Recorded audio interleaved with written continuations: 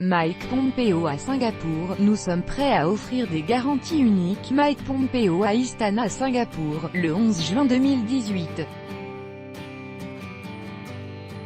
Reuters, Jonathan Ernst. À la veille du sommet entre Donald Trump et Kim Jong-un, les discussions se poursuivent entre les deux délégations américaines et nord-coréennes.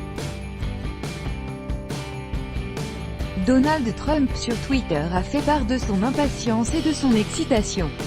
Le chef de la diplomatie américaine, lui, vient de donner une conférence de presse. Mike Pompeo a une nouvelle fois fait part de son optimisme.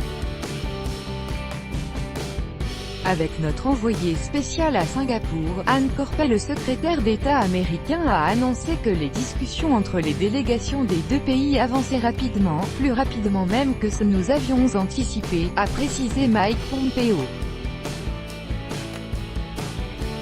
Nous espérons que ce sommet va fixer les conditions de futures discussions productives, a-t-il ajouté, confirmant ainsi ce que déclarait le président américain la semaine dernière. Ce sommet sera le début d'un processus et d'autres rencontres pourraient avoir lieu avant que l'on aboutisse à un accord formel.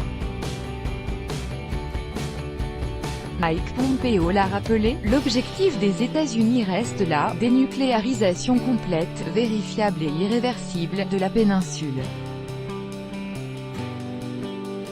Il a précisé que le président américain comprenait le besoin de sécurité de la Corée du Nord et qu'il était prêt à la garantir si Pyongyang renonçait à ses armes de destruction massive. Nous sommes prêts à offrir des garanties uniques, a lancé Mike Pompeo, sans plus de détails. Avant de conclure, nous saurons demain si Kim Jong-un partage notre vision pour l'avenir de la Corée du Nord. Donald Trump et Kim Jong-un ont donc rendez-vous à 9h, 1h ce mardi 12 juin. Et ils commenceront par un entretien en tête-à-tête qui pourrait durer jusqu'à 2 heures. Le président américain a estimé qu'il ne lui faudrait cependant que quelques minutes pour vérifier les intentions de son interlocuteur. Le fait que nos deux dirigeants se retrouvent face à face montre l'énorme possibilité qu'il y a d'accomplir quelque chose qui bénéficierait à nos deux peuples et au monde entier. Le président Trump pense que Kim Jong-un a une opportunité sans précédent de changer le cours de la relation entre nos deux pays et d'apporter la paix et la prospérité à son pays.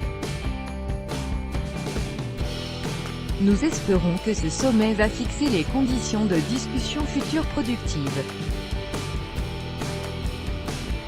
À la lumière des accords qui ont échoué au cours des années précédentes, les États-Unis vont s'assurer qu'aucun accord ne sera conclu qui ne puisse mettre un terme à la menace nord-coréenne.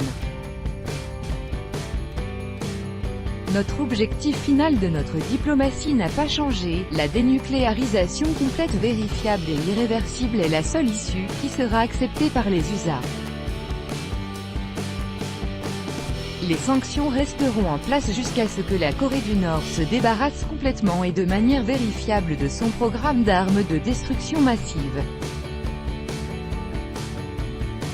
Si la diplomatie ne va pas dans la bonne direction et nous espérons qu'elle continuera à le faire, ces sanctions augmenteront.